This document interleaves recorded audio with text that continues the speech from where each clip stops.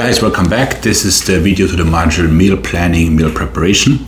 That's obviously one of maybe the cornerstone of your success, right? So as the FBI says, proper planning prevents piss poor performance.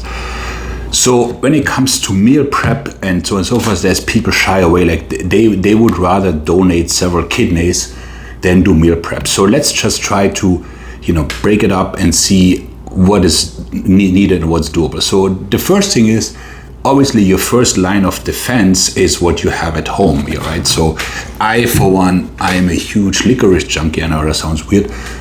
So I will eat heaps of that. When it comes to dieting, I cannot stop eating almond butter, so I freeze it, right? So I can't get to it. So whatever you don't buy, obviously you can't eat. So that's number one.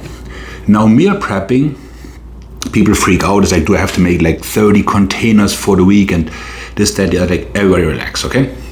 So the one thing you will have to prepare is your protein, right?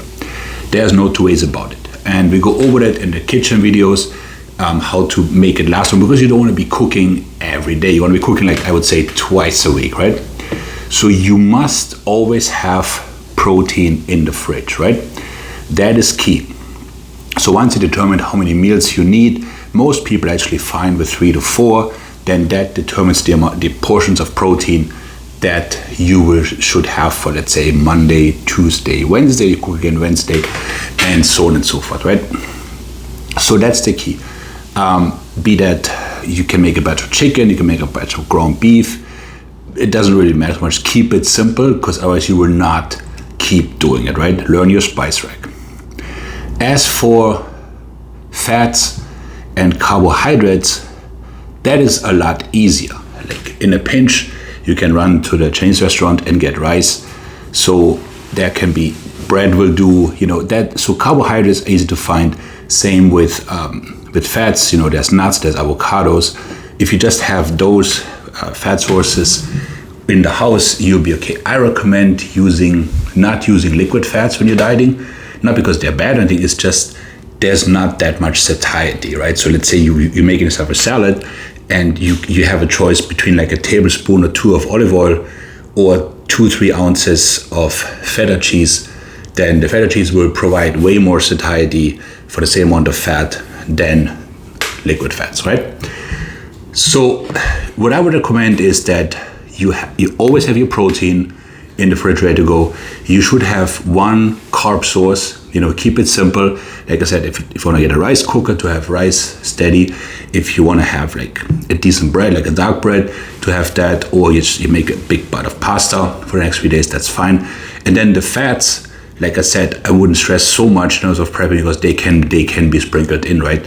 So like I said, there could be a little bit of cheese, there could be some nuts afterwards, it could be half an avocado, and so on and so forth. What about fruit, vegetables, and that stuff? If I talk about it, I consider them free foods. I know that technically, not just technically, but fruit does have a certain amount of sugar. But in my entire career, I've yet to meet the guy who turned obese from peaches, right?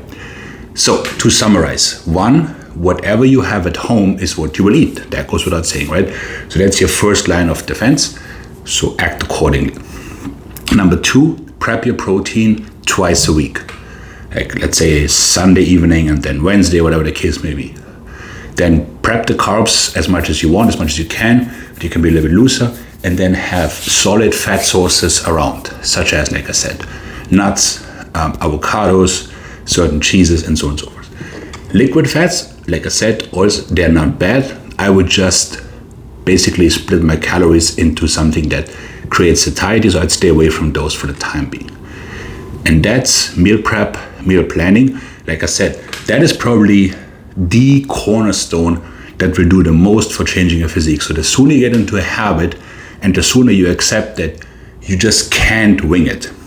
In my entire being as a trainer, I have never had anybody who got into really good shape without prepping his own food. And it's okay to eat a couple of meals out, and we go over that in the next module, but in the grand scheme of things, nobody has your interest at hand as much in terms of what you look like and your health than you, right? Restaurants, even if they're quote unquote healthy, they're in the business of selling food, not getting you jacked, okay? So there you have it. It's your next module. Maik out.